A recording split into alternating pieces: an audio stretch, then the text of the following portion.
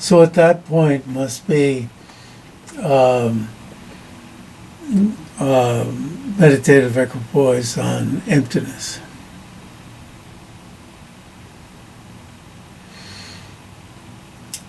When those skilled at maintaining, that's why I put in this meditative view, look at what is left remaining. So, at what, one can guess what is left remaining after that negation. So you're meditating. I mean, it could be meditative equipoise, or it could be just going through reasoning and eliminating the various choices, right, for the existence of inherent existence, and coming to the conclusion, but not a mere conclusion, but actually finding the non-finding of inherent existence. So left remaining after that negation. So what is left remaining after that negation? Now that it doesn't mean that negation upon rising, right? It's not a negation after arising. It's what is left remaining upon rising. The upon rising is a prepositional phrase modifying remaining. Left remaining upon rising. So you've got two adverbial prepositional phrases separately modifying remaining. After that negation, remaining after that negation, and remaining upon rising. From that, and then back here, now this Tibetan word sur, there's the word over there and here, but we've already said this must be in a different context. But back here, over there, and there, and here. Over there comes up a lot, as when my aged teacher, I'm 8 years older than he was, I believe, when he was teaching me, and he was aged and passed away before I got to my age. He would always talk about designate over there, designate from here over there. In the consequent school, you're designating from the consciousness to over there. And this has to be why the retired abbot of Loseling, but the aged abbot was the retired abbot of the Gyume Tantric College. He was never the abbot of Gomang. And not to Ngawan Langden is not to be confused with another Ngawan Langden who was an abbot of Gomang. Anyway, why the retired abbot of Loseling, Khenso Yeshe Tupten, again, sorry to make it extremely confusing, not to be confused with Tupten Yeshe, the famous, we could almost call him wandering, with Lama Sopa, wandered around the world inspiring many people from Serache. Anyway, why the famous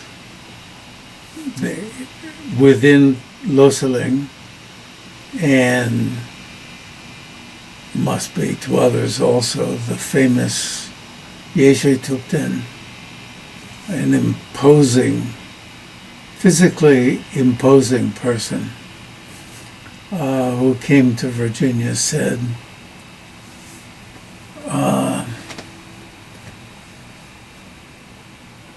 and I'm just repeating from either the last time or the time before, the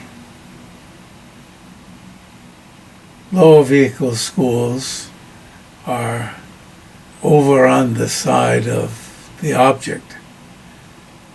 I mean, this is within Buddhism, in which everything's over on, there's a whole lot over on the side of the subject, consciousness, mind.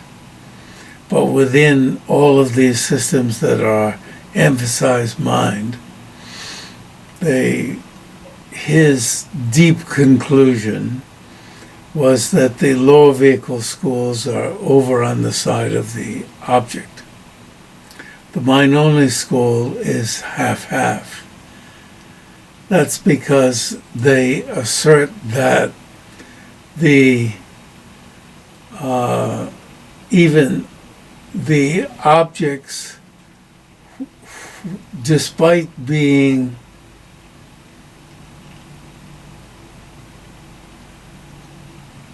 produced from seeds within consciousness, are established by way of their own character, as is the consciousness that is produced from that seed. Whereas in the consequent school, everything is from the side of the consciousness. Why? Because everything is imputed by conceptual consciousnesses.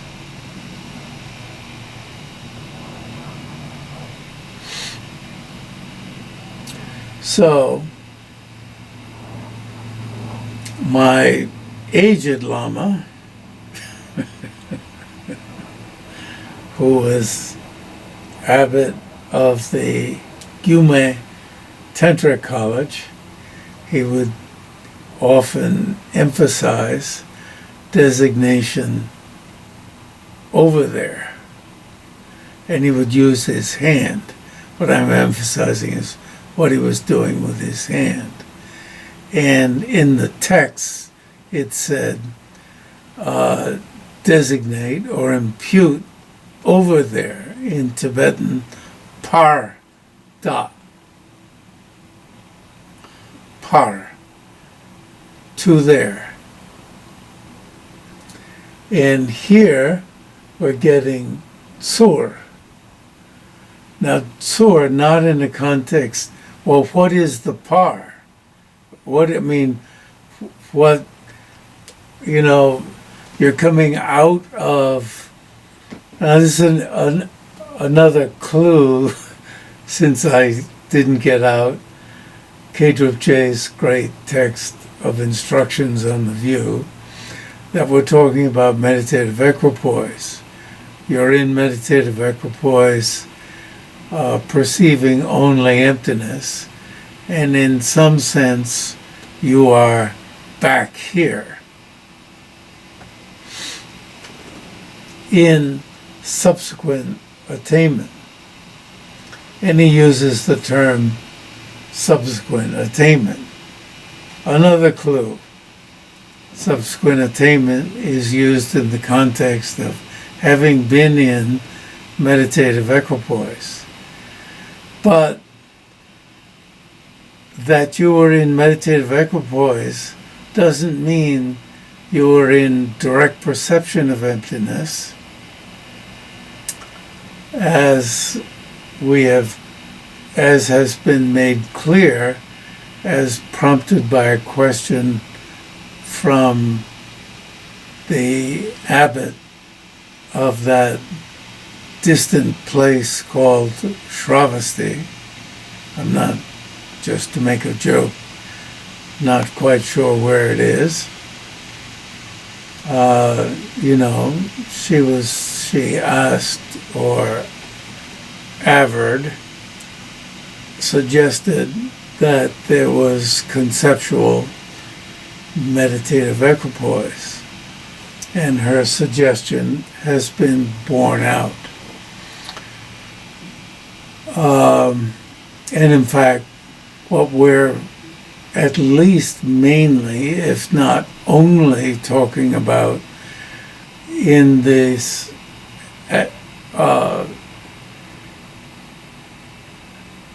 I want to say abstruse, meaning difficult topics of realization, has maybe only concerned with realizations. I don't want to say just meditative equipoise. Realizations within the conceptual levels,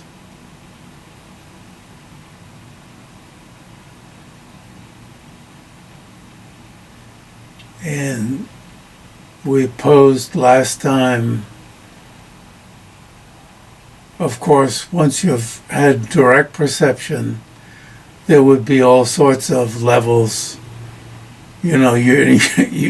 One is not always in direct perception. Well, so I guess that's our answer.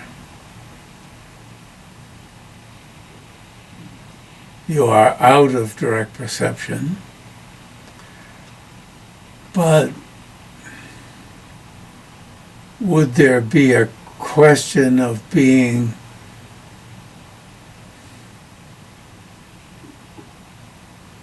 unable to have the type of experience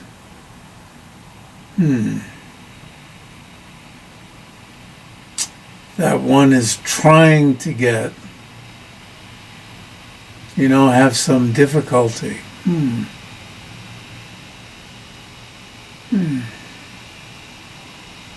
The type of realization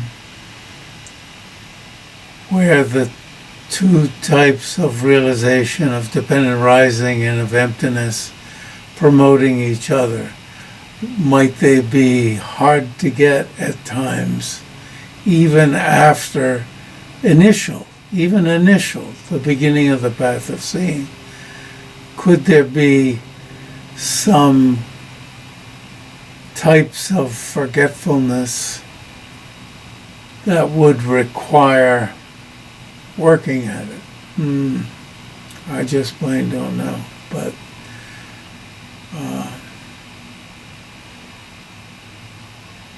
then if one reads all the material in this book, there's no mention, which Boris too brought up in an email,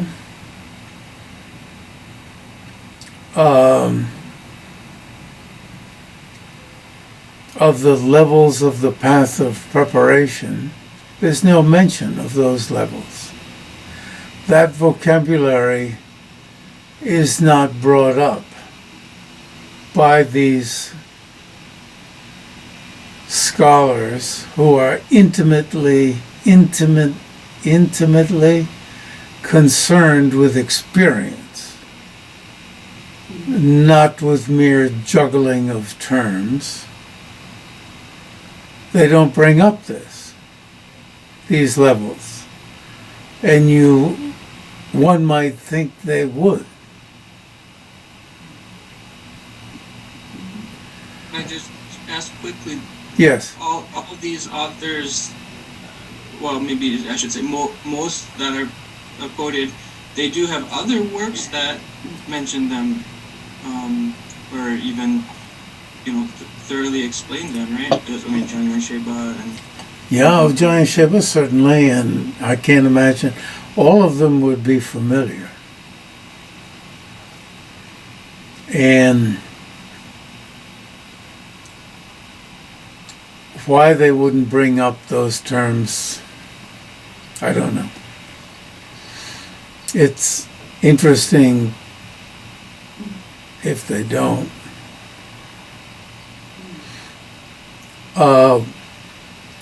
When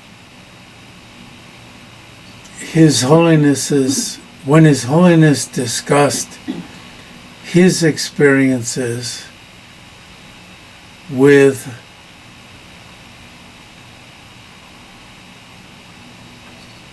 others,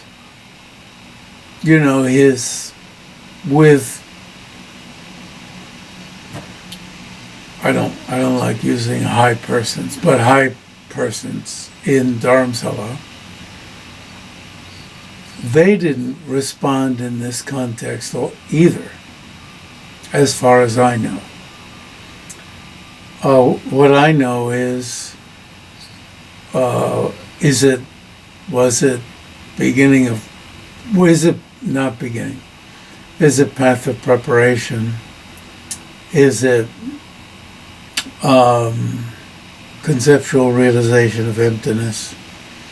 Is it direct perception of emptiness? That was the field of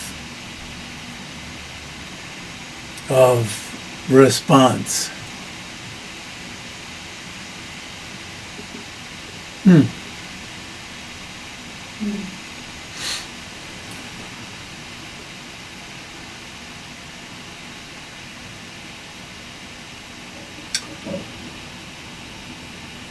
So what is left remaining?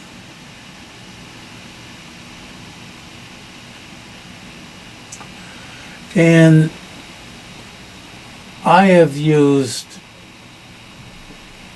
in place of, for, in the Tibetan Shulna Luba, remaining in place of, but that's too gross. Left remaining after. But the after is, again, another word. It's jela in Tibetan. All those words are there.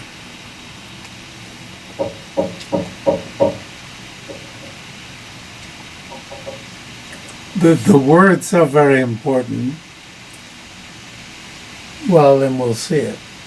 And right away, Guntang walks into making sure that in meditative equipoise, again, he brings up meditative equipoise, which makes it all the clearer that at that point, you're at the end of meditative equipoise up there at that point.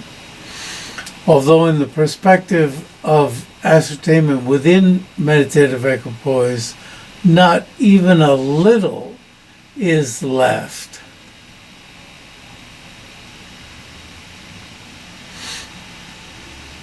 In other words, a little of what? What you are seeking.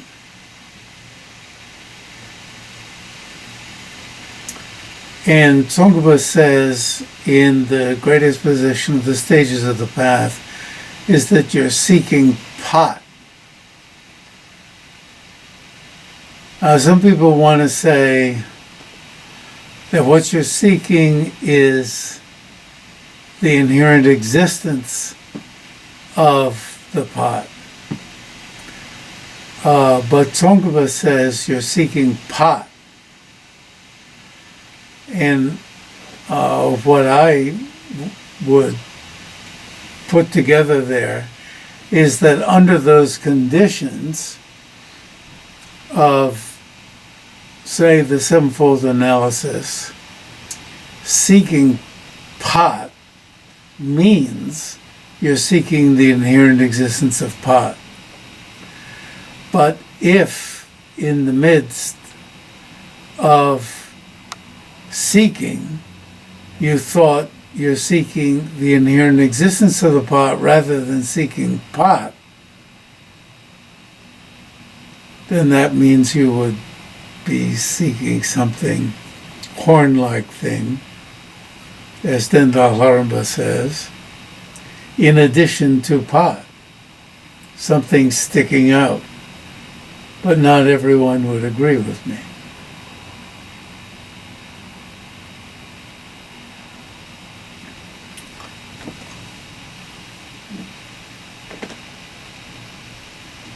When I gave that answer to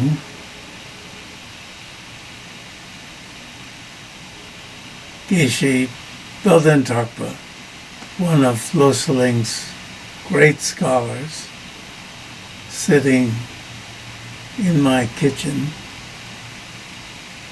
he said, "That's a hot answer." In other words, he really enjoyed it. He smiled, big smile. And he said, "Do you have any other answer?" And I said something the equivalent of, "That's good enough." He knew that was good enough, because that's what Tsongkhapa himself said. You're seeking pot. You're seeking. In other words, that's what you've identified when you identified the object of negation.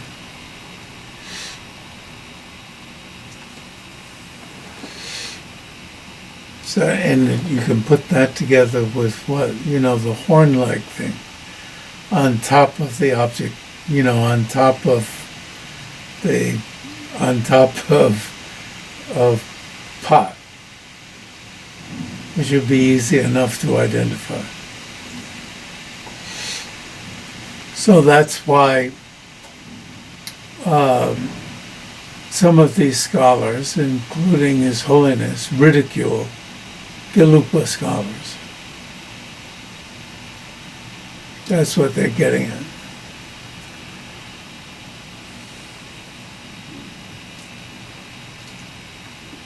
Why some of these Gelugpa scholars ridicule other Gelugpa scholars. Okay. Anyway.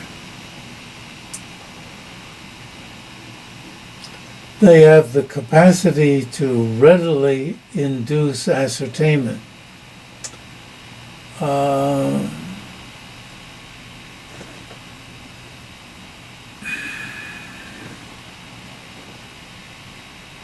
That only names.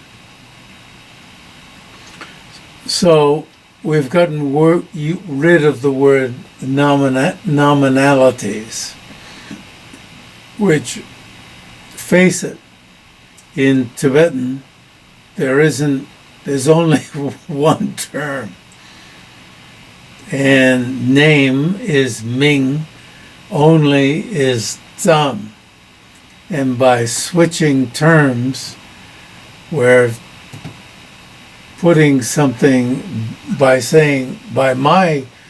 medium Hopkins saying nominalities rather than, and many translators saying nominalities, it's putting something, I've come to the conclusion, at least old Hopkins,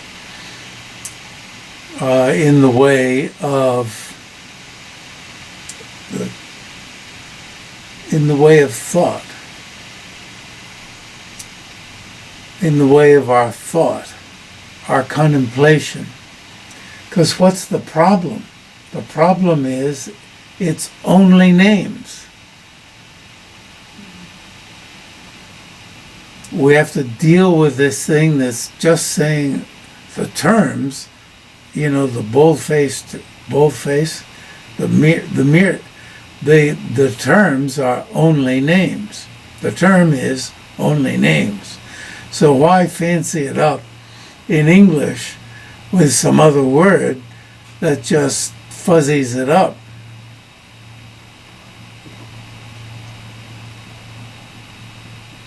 Gross. I mean, it's in hopes of refining it.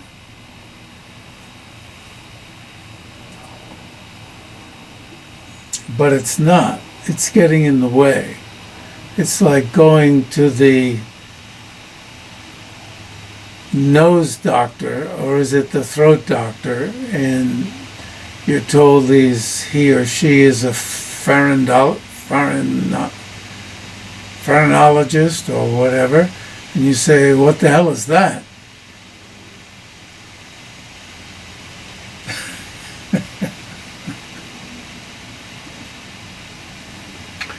Not even a little is left. Okay, that capacity rather than that only names.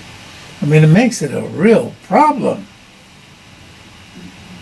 Rather than nominalities, makes you want to go to the dictionary.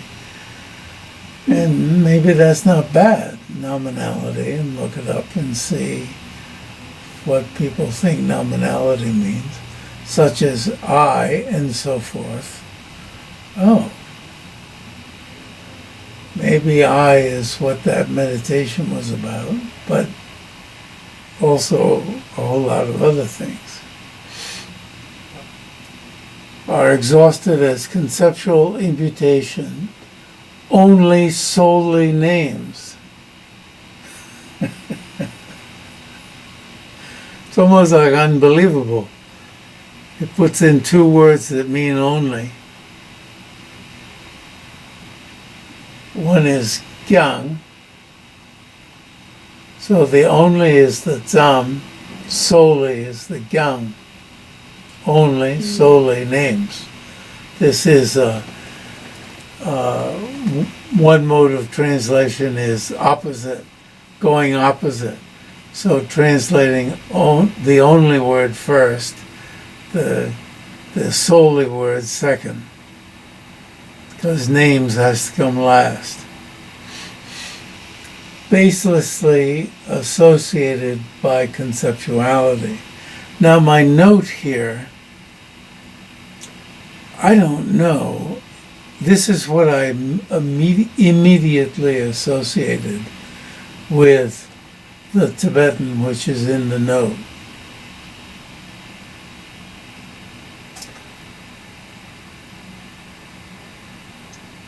See, no one taught me this section. So I don't have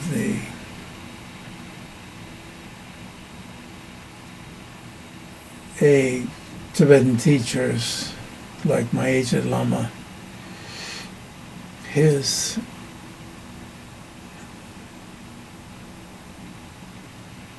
instructions on the meaning.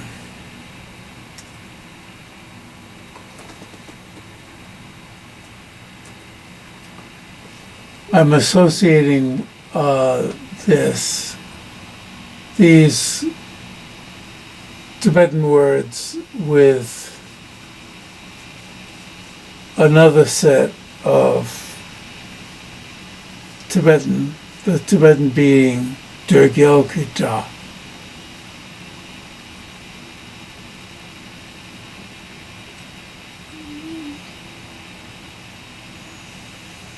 Which is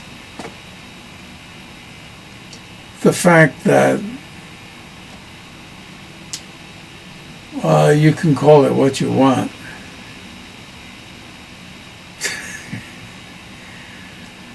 In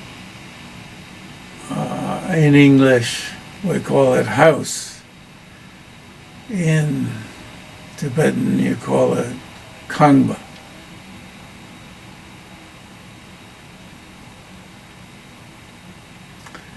The sounds, I've mentioned previously, Shakespeare said, a rose, what, is always a rose by any other name, something like that. Smell as sweet. What? Would smell as sweet. A rose would smell as sweet by any other name. Okay?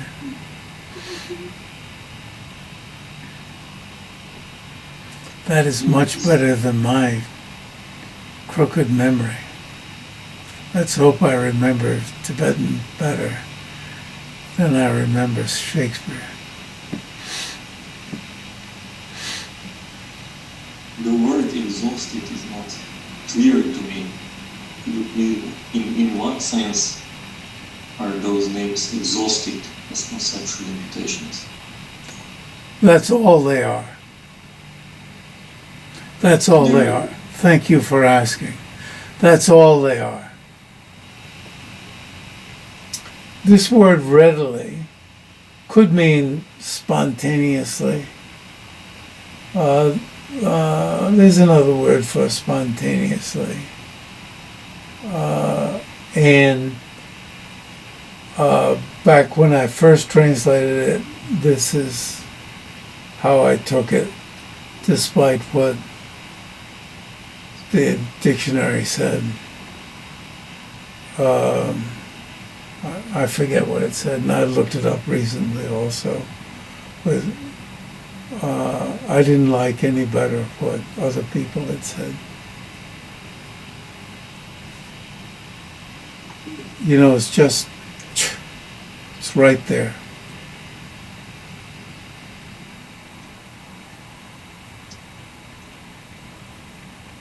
Yeah, exhausted, like, could be a put down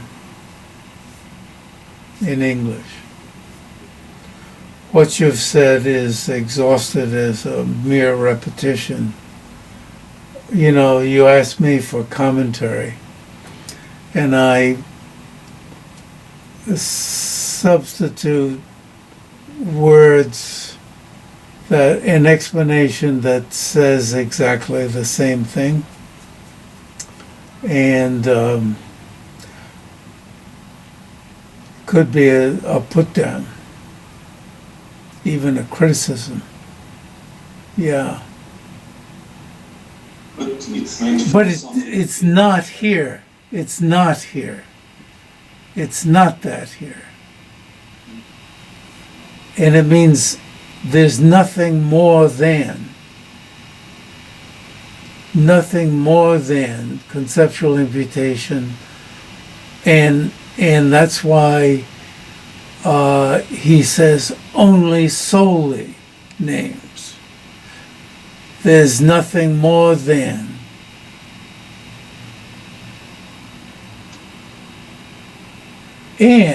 But you see, that's on the nothing more than. Don't try to build that up.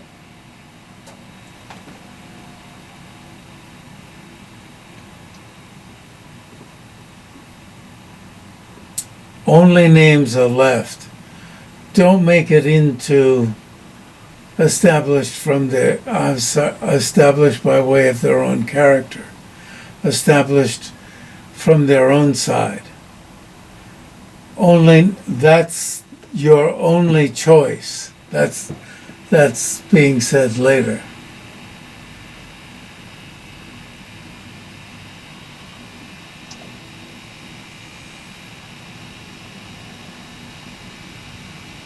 Then it says, without doing any analysis regarding the meaning of those solely names,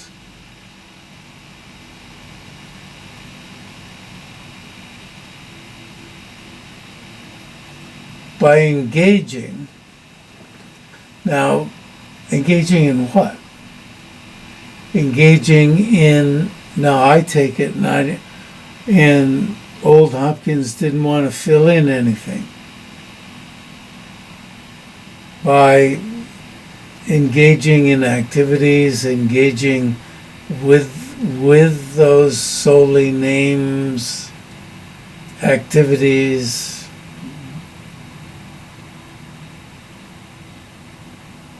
bowing down, charity, drinking green drink.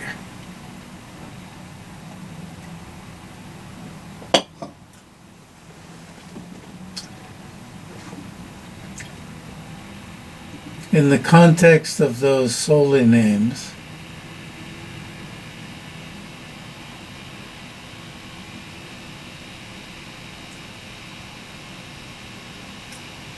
by engaging, but maybe I'm making more out of engaging than need be. They establish through experience by sticking with the context,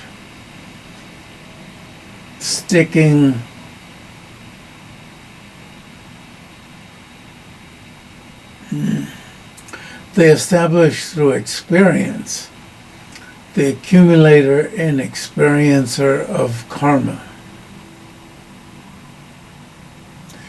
The accumulator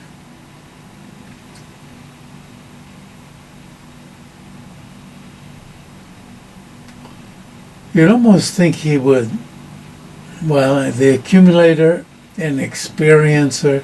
So the accumulator, well, it's almost what's missing for me is the doer, the accumulator, and the experiencer of karma.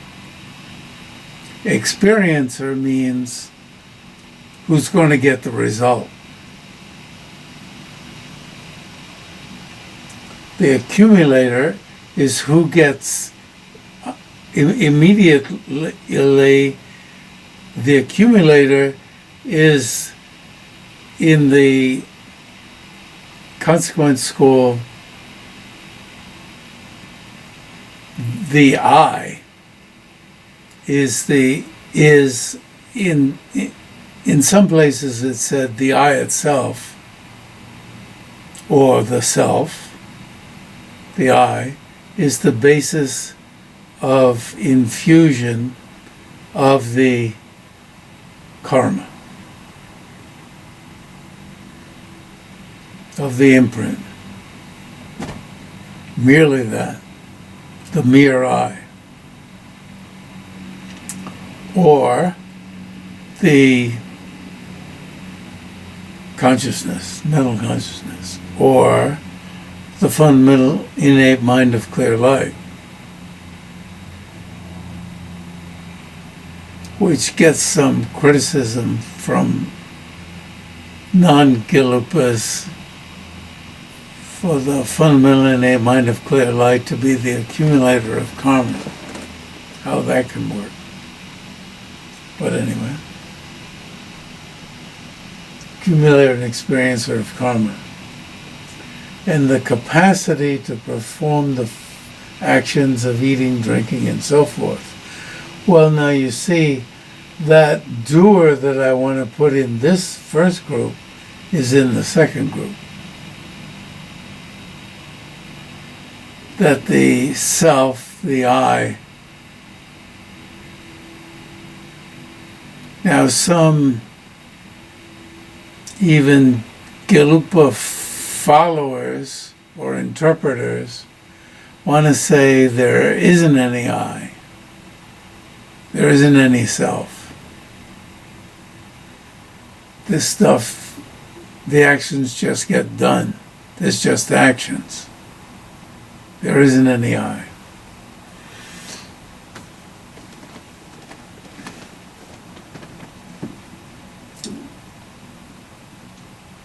And the I, such as I up above it said that only names such as I and so forth.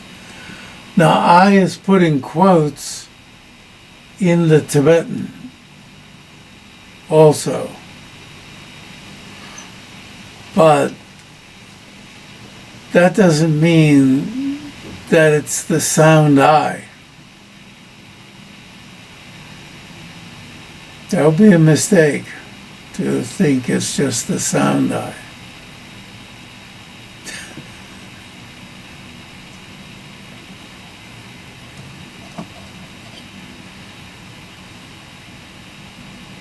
May I pose one question? Please.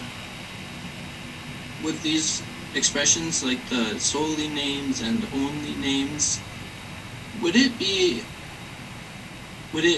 contain a similar meaning to not to try and say this would be a literal translation of any Tibetan term, but to say in English only concepts or merely concepts to express the same meaning?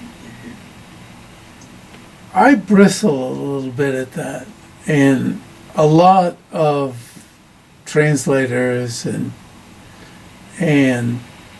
people who are working in English say only concepts.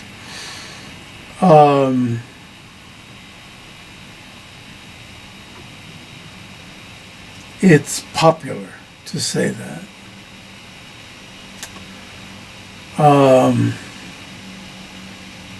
So translating that back into Tibetan, only Trenji, I'm just playing.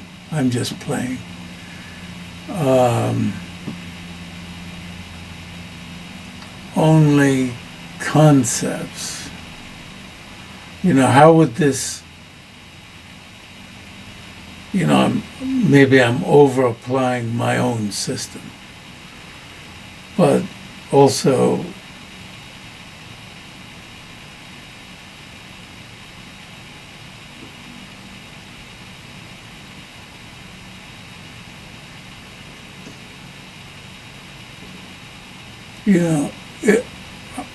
maybe.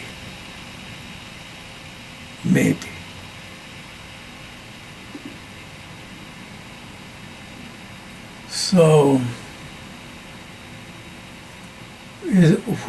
is that going to translate Ming then? Is that going to be another translate for Ming or Dokpa, did you say? Well, Dokpa Takpa, like the two together. The two together. Dokpa Takpa. Ah. Dokpa Takpa.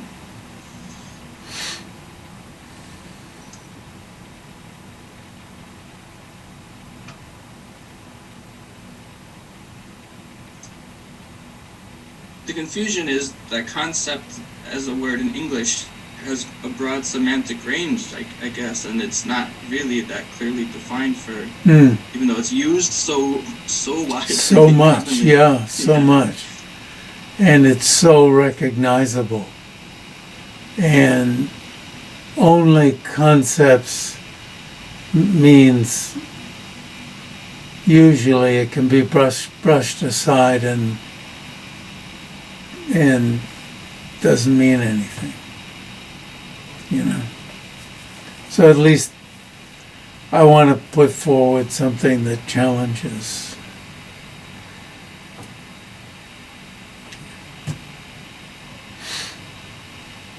An apple is only a concept.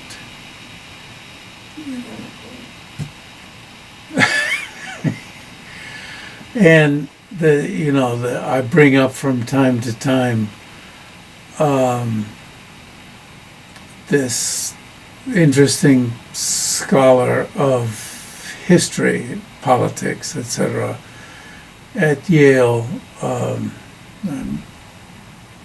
I've listened to him so much. What opens the way for Putin to lie so much?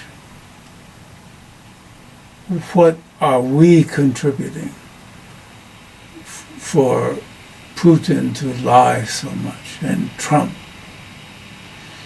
on down to lie so much? It's that everything is just concepts, it's just perspective. There's no truth. And in Putin found in a great, I actually don't know the person's origin, whether it's German or Russian. Philosopher, a basis for his lies, which is that God made a mess when he created the world system, messed it up. And the only beings who could fix it were the pure Russians, who never started a war, but responded to wars.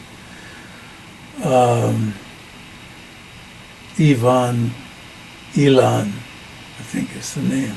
I keep missing his name. And Putin went to some university, I think it was, and bought the writings and had them published in huge volumes. And there were meetings in Russia, and he was exalted with a great, whatever, monument in Russia. And this feeds, that the world is a mess. It is fake.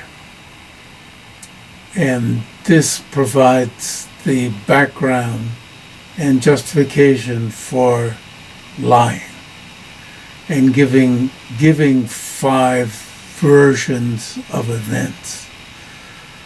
Now, we could use the middle way school philosophy of fake truths and ultimate truths as a justification for fake truths, conventional, which isn't really giant. It's one of the meanings of one of the 2 truths, but truths for ignorance, you see, that are not validly established.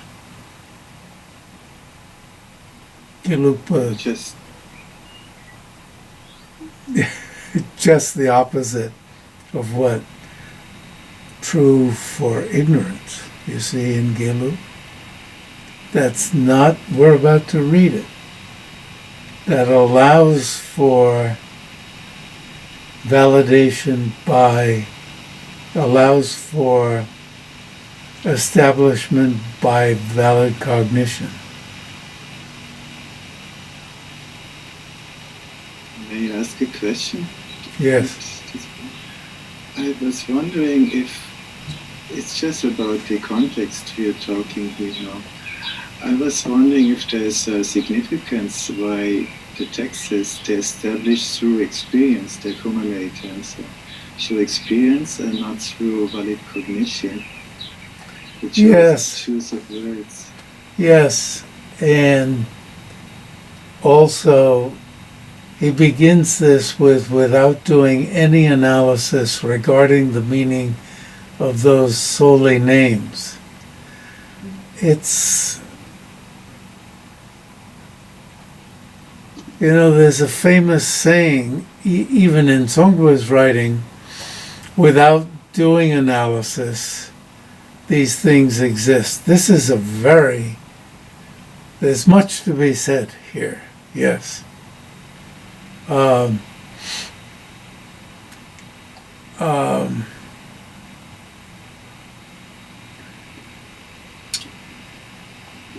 What Khay-drub is saying is trying to make sense out of a number of strands of teaching that make me, but Guntang also is promoting this. And so,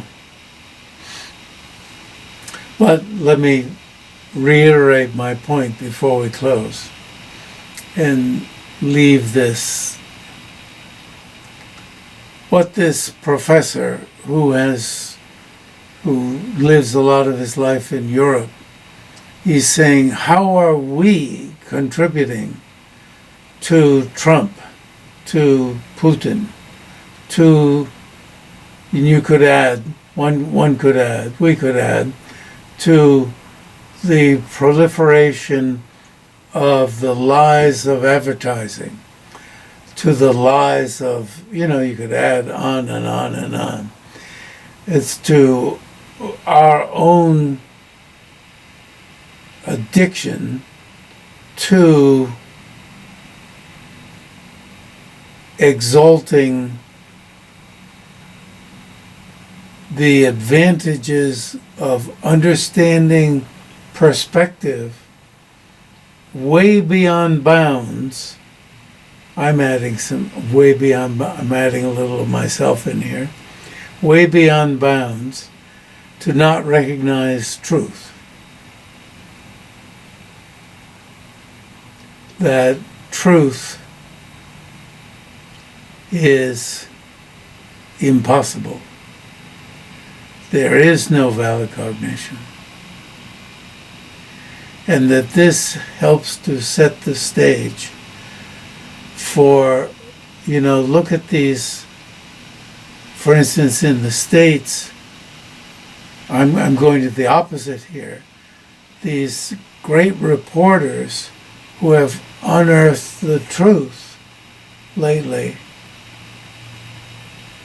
about what's going on, but who are fascinated with the efficacy of lies. How lies have put, how impressions have put, how appearance have put people into high office. Appearance that discords with anything meaningful, or that the meaning is power. The assumption is that meaning, position, power, is what is sought, and therefore, if something works, if it is efficacious,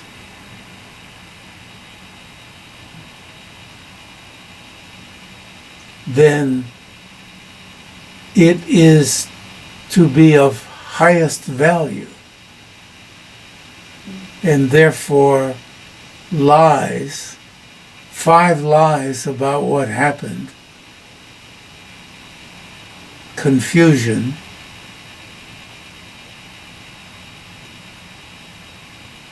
is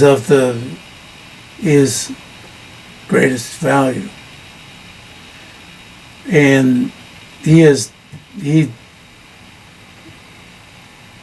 I stumbled upon his, I've been interested, just sort of on the, just picking up that there are so many people who are interested, who want to be Hitler in the States. And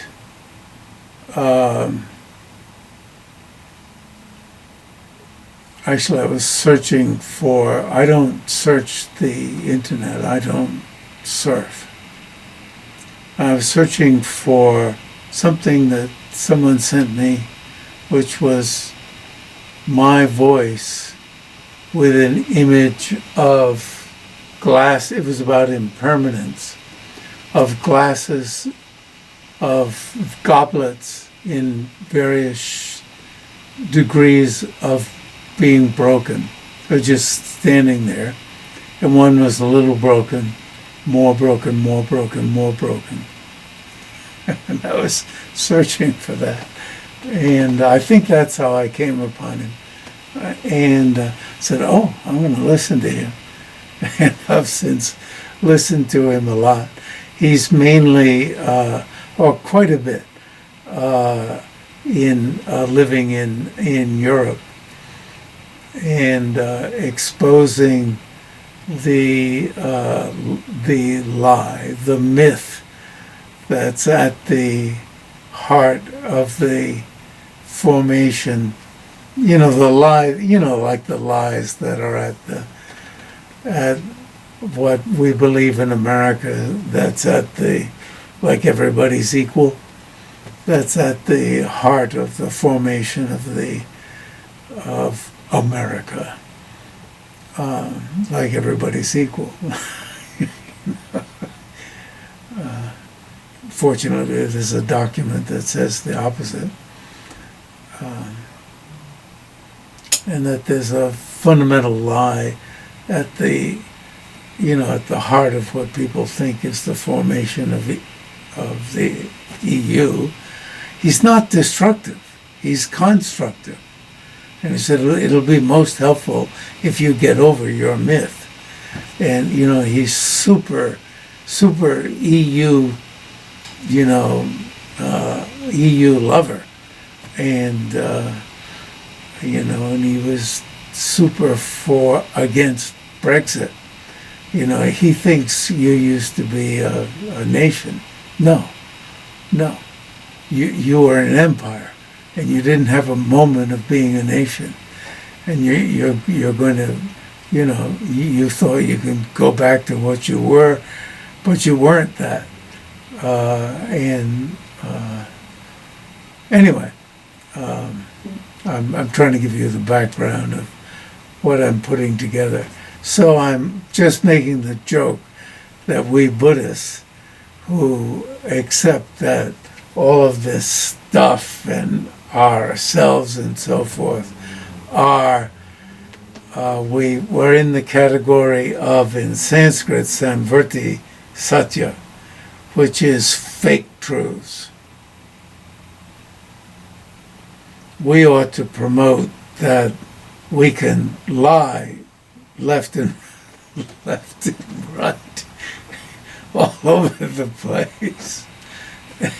And you can see here, as it goes down, whatever things may,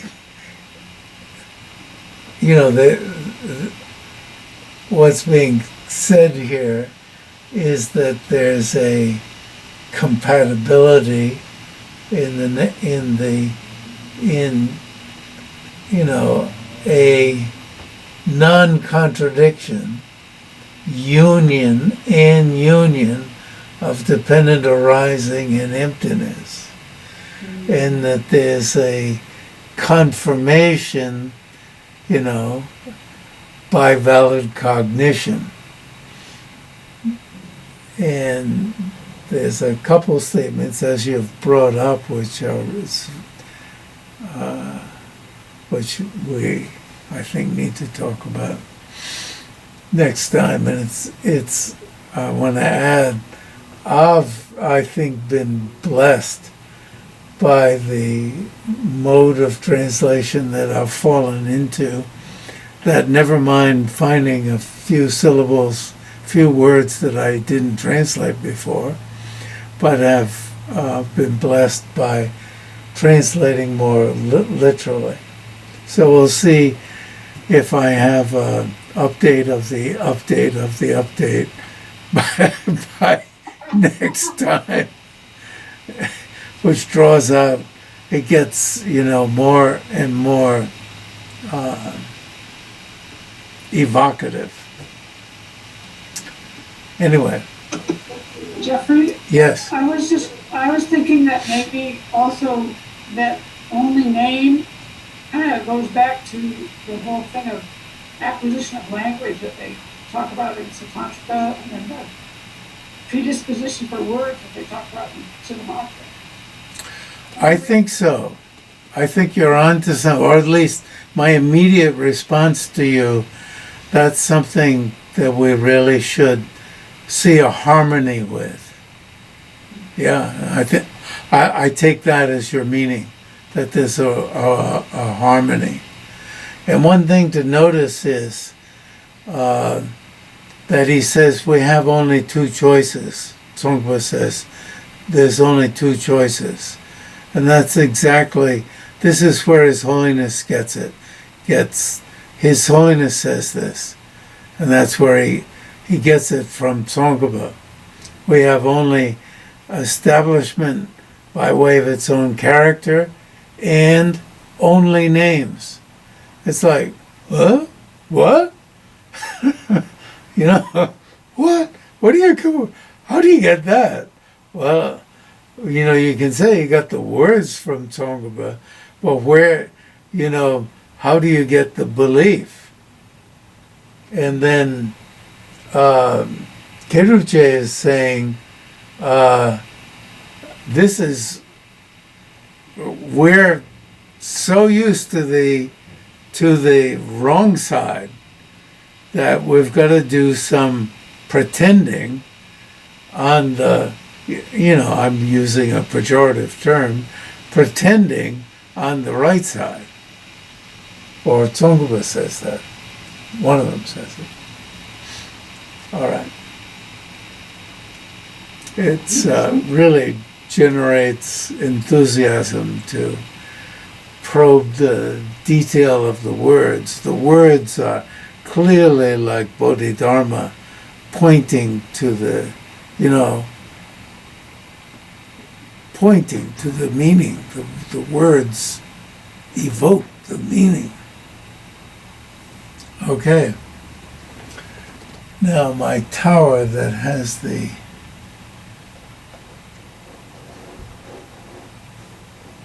microphone and everything on it is right in front of the leave button.